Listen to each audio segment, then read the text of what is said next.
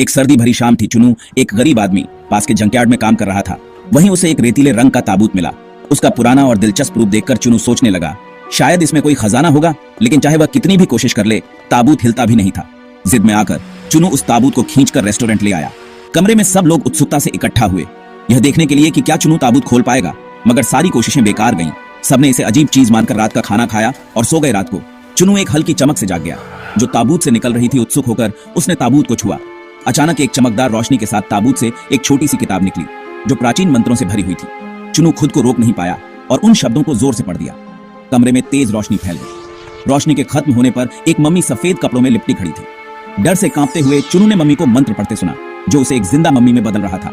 धीरे धीरे बाकी लोग भी उसकी चीख सुनकर जाग गए, लेकिन सभी उसी श्राप के शिकार बन गए। सुबह होते होते मम्मी ने अपनी एक मृत सेना तैयार कर ली। वह अपने नए अनुयायियों के साथ खिड़की से कूदकर शहर में गायब हो गई। रात के शोर ने छोटा, असैसिन, अलादीन और शेफ को जगा दिया। वह तुरंत नीचे आए और देखा कि गरीबों का कमरा खाली था। वहां केवल एक रेत से ढका ताबूत पड़ा था। उन्होंने सिक्योरिटी फुटेज देखी और सब कुछ समझ में आ गया। ताबूत का आना, ताबूत से निकलती रोशनी, किताब का निकलना और मम्मी का सभी को श्राप देना। छोटा ने गुस्से में कहा, हमें यह सब ठीक करना होगा। असैसिन ने सहमति में सिर हिलाया। अलादीन ने सुझाव दिया कि वह अपने पुराने दोस्त फकीर बाबा के पास जाएं, जो शहर के बाहर रहते थे। बाबा प्राचीन कहानियों और तंत्र मंत्र के विशेषज्ञ थे और मंत्रों और ताबूत का राज समझ सकते थे। फकीर बाबा ने फुटेज और ताबूत देखा।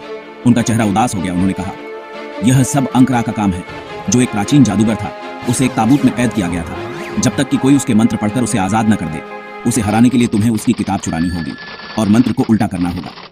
बाबा ने छोटा को एक जादुई तेल और एक खंजर दिया, जिस पर सुरक्षा के मंत्र लिखे थे।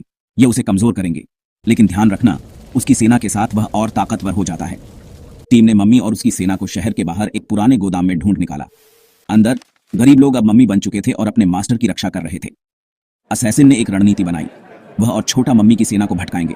अलादीन और शेफ मम्मी की किताब चुराएंगे। असैसिन के लड़ाई के कौशल बहुत काम आए। उन्होंने जादुई तेल का इस्तेमाल कर मम्मी को कमजोर किया। छोटा भी पूरी ताकत से लड़ रहा था, अपने लोगों को बचाने के लिए दृढ़ था। दूसरी तरफ अलादीन और शेफ चुपके से अंकरा के पास पहुंचे।